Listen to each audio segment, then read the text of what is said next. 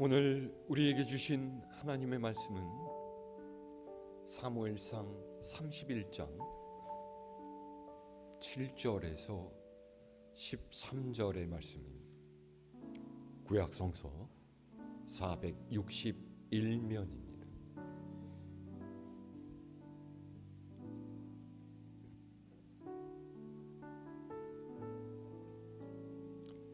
사무엘상 31장 7절에서 13절까지 제가 봉독하겠습니다. 골짜기 저쪽에 있는 이스라엘 사람과 요단 건너 쪽에 있는 자들이 이스라엘 사람들이 도망한 것과 사울과 그의 아들들이 죽었음을 보고 성읍들을 버리고 도망하며 블레셋 사람들이 이르러 거기에서 사니라. 그 이튿날 블레셋 사람들이 죽은 자를 벗기러 왔다가 사울과 그의 세 아들이 길보아 산에서 죽은 것을 보고 사울의 머리를 베고 그의 갑옷을 벗기고 자기들의 신당과 백성에게 알리기 위하여 그것을 블레셋 사람들의 땅 사방에 보내고 그의 갑옷은 아스다롯의 집에 두고 그의 시체는 벳산 성벽에 못 박음에 길르앗 야베스 주민들이 블레셋 사람들이 사울에게 행한 일을 듣고 모든 장사들이 일어나 밤새도록 달려가서 사울의 시체와 그의 아들들의 시체를 벳산 성벽에서 내려가지고 야베스에 돌아가서 거기서 불사르고 그의 뼈를 가져다가 야베스 에셀나무 아래에 장사하고 7일 동안 금식하였더라. 아멘. 한자어로 보은이라는 말이 있습니다. 직역을 하면은 은혜를 갚다 이런 뜻이죠. 제가 어릴 적에 읽었던 동화책들에는 유달리 이 은혜를 갚는다라고 하는 주제에 관한 이야기들이 많았던 것 같아요. 구렁이에게 잡혀 먹힐 위기에서 새끼들을 구해준 선비에게 은혜를 갚은 까치 이야기를 시작해서 목구멍에 걸린 뼈를 꺼내준 나무꾼에게 은혜를 갚은 호랑이 이야기도 있고요. 자신을 키워준 가난한 소녀가 지네에게 제물로 바쳐지게 되자 목숨을 걸고 소녀를 지켜낸 은혜 갚은 두꺼비 이야기도 있습니다.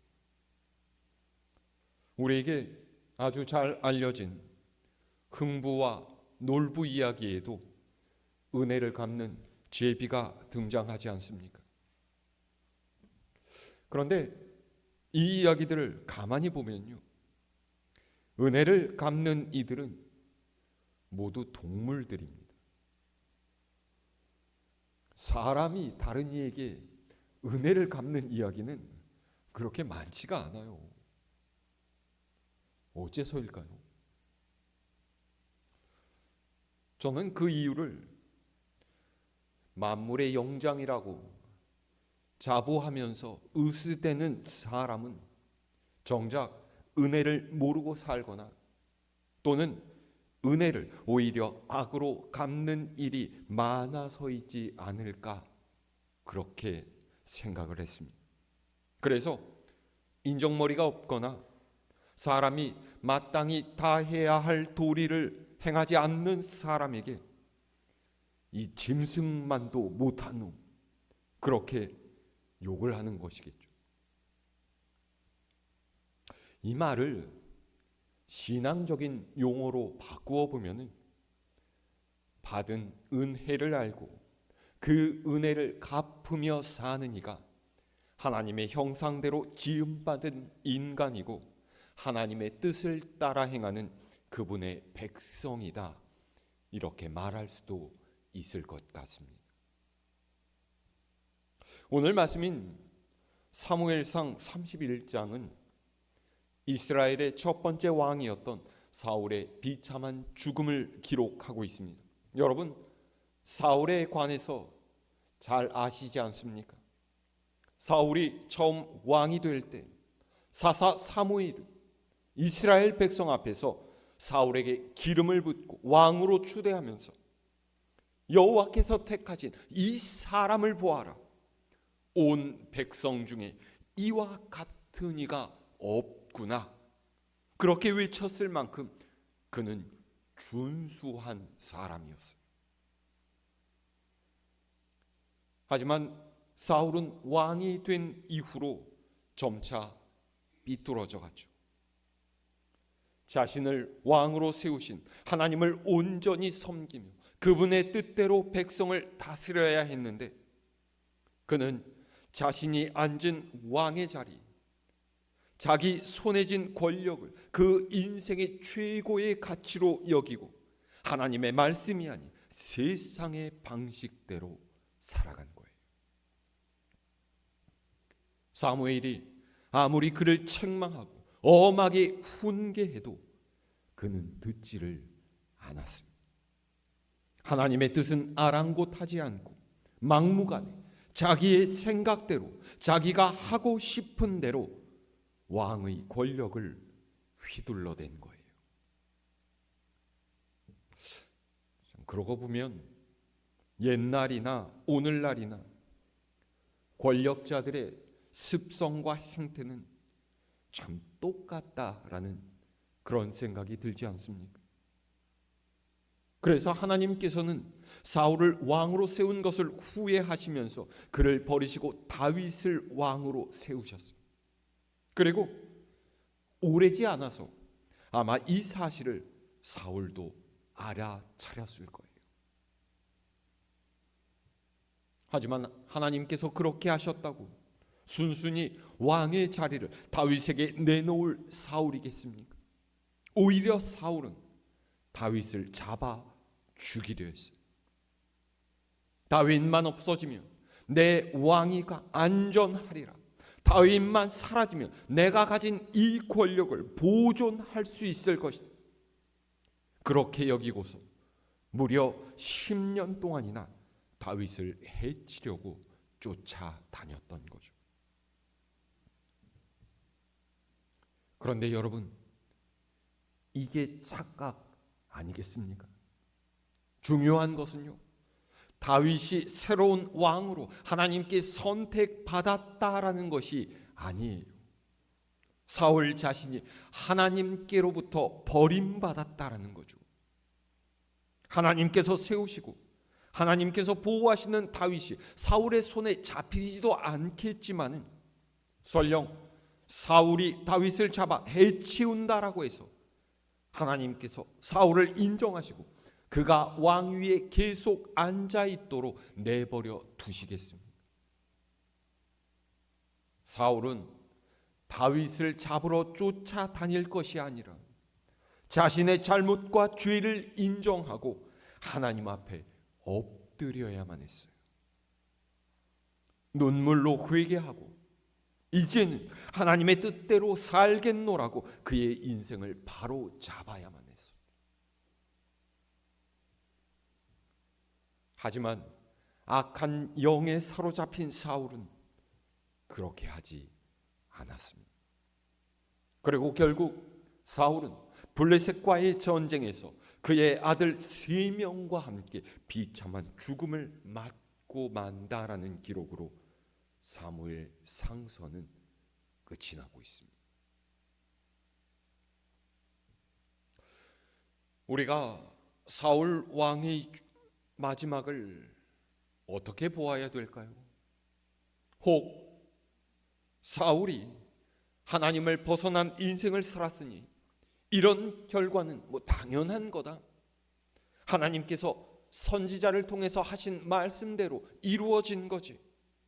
이제 하나님께 불순종하던 사울의 시대는 끝나고 하나님께서 기뻐하시는 다윗의 시대가 열렸으니 잘된 것 아니냐.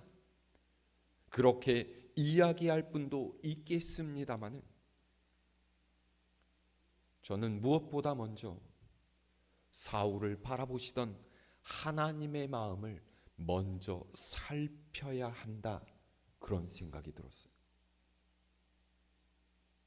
사울의 죽음을 보시면서 다윗에게 기름을 부으신 후로도 15년 동안이나 왕의 자리를 뺏지 않으시고 사울이 회개하고 돌아오기를 기다리셨던 하나님께서는 얼마나 마음이 아프셨겠습니까?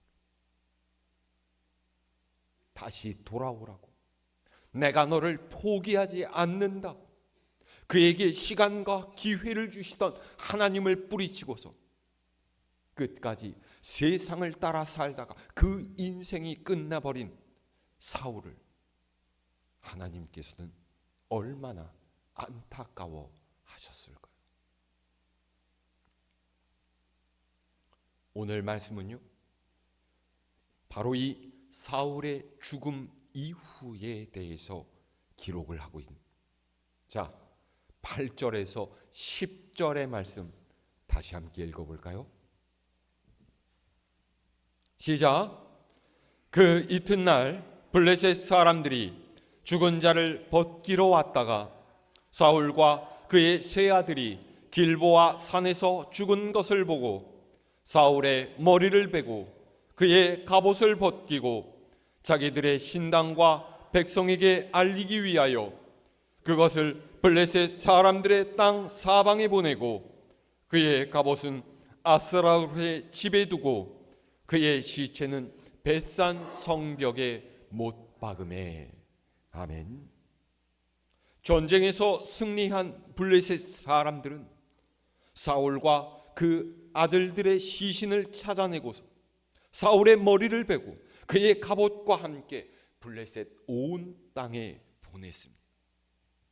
그리고 목 없는 시신을 벳산이라고 하는 성읍의 벽에다가 못을 박아 놓았죠. 우리와 맞서 싸우던 너희 왕과 그 아들들이 이 꼴이 되었다라고 이스라엘을 조롱하고 수치를 주기 위해서 그 비참한 모습을 모든 사람이 볼 수 있게 구경거리로 삼은 거예요. 이스라엘 입장에서는 얼마나 참담하고 또 통탄할 일이겠습니까? 그런데 다행스럽게 사울의 이야기는 이런 비극으로 끝나지 않습니다. 자, 11절에서 13절의 말씀입니다. 시작. 길르앗 야베스 주민들이 블레셋 사람들이 사울에게 행한 일을 듣고 모든 장사들이 일어나 밤새도록 달려가서 사울의 시체와 그의 아들들의 시체를 벳산 성벽에서 내려가지고 야베스에 돌아가서 거기서 불사르고 그의 뼈를 가져다가 야베스 에셀 나무 아래에 장사하고 7일 동안 금식하였더라. 아멘. 길르앗 야베스에 사는 주민들이 블레셋 사람들이 사울에게 한 일을 들었어요. 그리고 그들의 모든 장사들, 그러니까 힘께나 쓴다는 이들이 일어나서 밤새도록 달려가서 그 시신들을 성벽에서 내려가지고 야베스로 돌아왔죠. 시신을 화장한 후에 그 뼈를 장사 지내고 일주일을 슬퍼하며 금식했다라는 거예요. 참 대단하지 않습니까? 적들인 블레셋 사람이 사는 땅에 들어가서 성벽에 걸어놓은 사울 왕가의 시신들을 내려가기고 오기 위해서는 대단한 용기와 각오가 필요했을 뿐만 아니라 실제로도 쉽지가 않았을 거예요. 그야말로 목숨을 걸고 위험을 무릅쓴 일이었죠. 그런데 왜 이들이 이런 일을 했겠습니까? 사무엘상 11장을 보면요, 암몬 왕이었던 나하스가 군사를 거느리고 길르앗 야베스를 침략해 온 일이 있었어요. 그들을 치러 온 수많은 군대를 본 길르앗 야베스 사람들은 겁을 먹고서 우리가 당신을 섬기겠으니 제발 우리를 치지 말아 주십시오. 화친을 청했죠. 그런데 나하스는 이 제안을 한마디로 거절했습니다. 너희 모든 사람이 오른쪽 눈을 다 빼내면 내가 너희 청을 들어주겠다. 그런 거예요. 받아들일 수가 있겠습니까? 생명이 위태로운 위기에 처한 야베스 사람들은 심부름꾼을 보내서 다른 이스라엘 지파들에게 도움을 요청했어요. 이 당시 사울은 기름 부음은 받았지만 제대로 왕으로 인정받지 못하던 때였어요. 그러니까 그를 왕으로 인정하지 않고 받아들이지 않는 이스라엘 백성들이 훨씬 더 많았다라는 것이죠. 그런데 이때 사울이 이 소식을 듣고서 몸을 떨쳐 일어납니다. 암몬에 맞서 싸우자고, 우리 형제들을 구하러 가자고 앞장서서 온 지파에다가 전령을 보냈더니 무려 33만 명이라는 엄청난 사람들이 사울에게로 모여들었던 거예요. 이 다음 일이 어떻게 되었겠습니까? 사울이 이끈 이스라엘이 암몬 군대를 대파하고 길르앗 야베스 사람들을 구해냈죠. 그리고 사울의 지휘 아래서 큰 승리를 경험한 사람들은 비로소 그를 이스라엘의 왕으로 인정하게 되었던 거예요. 아마도 이때가 사울 왕의 전성기 가장 좋았던 때였을 거예요. 이때까지만 해도요, 사울은 하나님께서 함께 하시는 사람이었죠. 그런데 어이없게도 이때의 큰 성공이 사울을 하나님 없는 인생으로 만들어 버렸어요. 자신의 호령에 33만 명이라는 많은 사람들이 움직이고 암몬과의 전쟁에서 승리해서 백성의 칭송을 받고 존경을 얻게 된 사울은 그만 왕이라는 지위가 주는 권력의 맛에 취해버렸어. 그리고 이때부터 그는 점점 하나님께로부터 벗어나서 세상을 따라가기 시작합니다.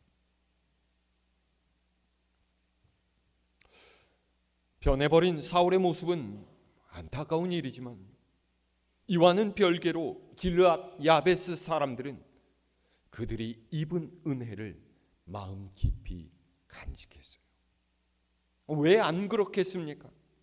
그들과 그들 가족의 목숨이 백척간두에 달린 그 상황에서 그들을 구하기 위해서 사람들을 모아서 달려와준 사울이 얼마나 고마웠겠어요. 모두가 나서기를 주저하고 있을 때 두려움과 외로움에 떨면서 발말 동동 구르고 있을 그들을 생각하면서 맨 앞에서 사람들을 이끌고 싸워준 사울에게 어떻게 감사하지 않을 수가 있었겠습니까? 그래서 사울이 전사하고 그의 시신이 모욕을 당하고 있다라는 소식을 듣자 길르앗 야베스 사람들은 은혜를 갚기 위해서 일어났어요. 다른 이스라엘 사람들이 블레셋에게 두려움을 느끼면서 손을 놓고 있을 때 그들은 용기를 내어서 결사대를 조직하고 적진 깊숙하게 들어가서 사울의 시신을 가지고 돌아왔던 거예요. 저는 사무엘 상서가 길앗 야베스 사람들의 행동에 대한 기록으로 마무리된다라는 것이 참 의미 있다라고 생각을 했습니다. 하나님의 은혜를 잊어버리고 비참한 취후를 맞은 사울의 모습과는 대비가 되어서 그에게 받은 은혜를 잊지 않고 생사의 위험을 무릅쓰고 갚아낸 이 길르앗 야베스 사람들의 모습이 바로 오늘 교회의 모습, 그리스도인의 모습이어야 한다, 그런 생각이 들었기 때문입니다. 보세요. 오늘날의 세상 얼마나 각박합니까?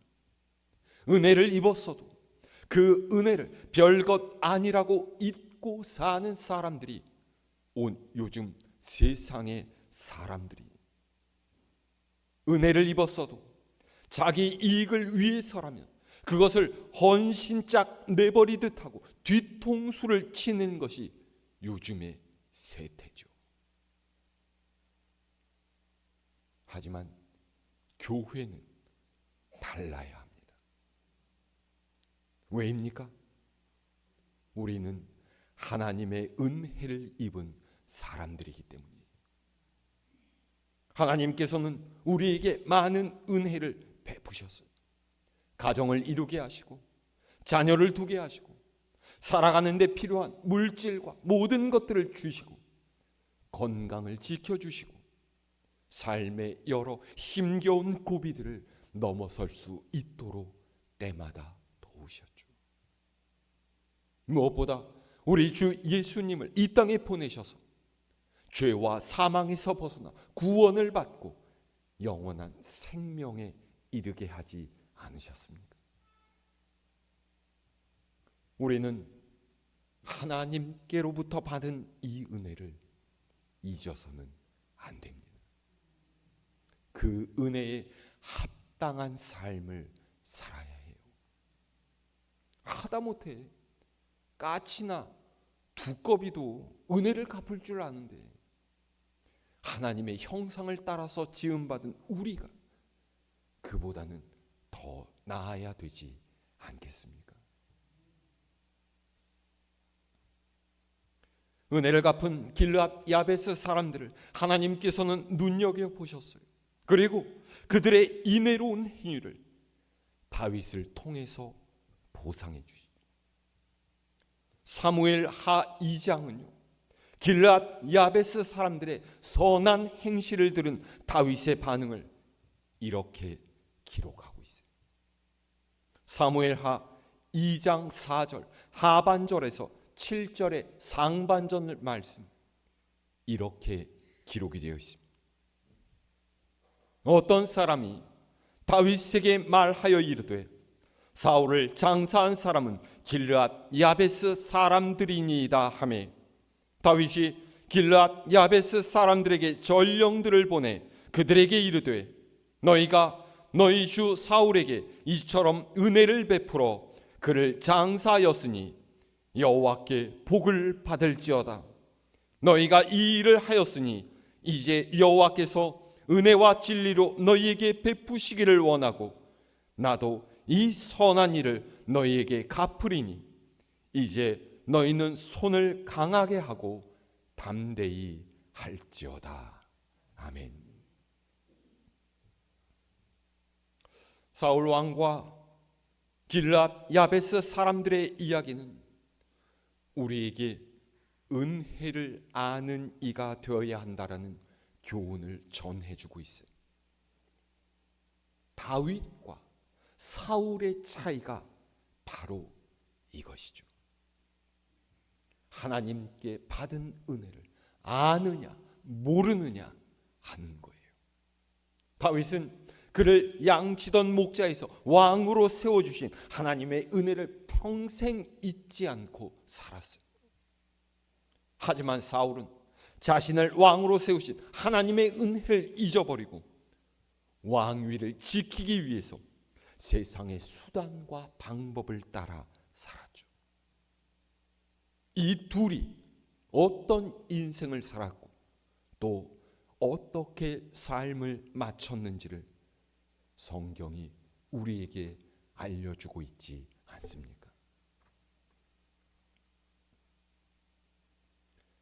하나님의 은혜를 알고 받은 은혜를 갚으며 살아가는 여러분이 되시기를 바랍니다. 하나님께 받은 은혜 어떻게 갚아야 돼요? 헌금 많이 내면 됩니까? 교회 일 뼈 빠지게 열심히 하면 되는 거예요? 물론 한편으로는 그것도 맞는 말이겠지만요, 무엇보다 우리는 받은 은혜를 우리 주변의 사람들에게 흘려보내는 복의 통로가 되어야 됩니다. 은혜도 물과 같아서요, 고여 있으면 썩어버려요. 하나님께 받은 은혜를 세상 앞에서 간증하고 복음을 전하고 어렵고 힘겨운 이유를 물심양면 돕는 것이 하나님께서 기뻐하시는 하나님 백성의 삶이리라 믿습니다. 이 한 주간도 받은 은혜를 잊지 않고 하나님께 영광을 돌리며 살아가는 우리 갈보리 교회 모든 교우님들 될 수 있기를 우리 주님의 이름으로 축원합니다.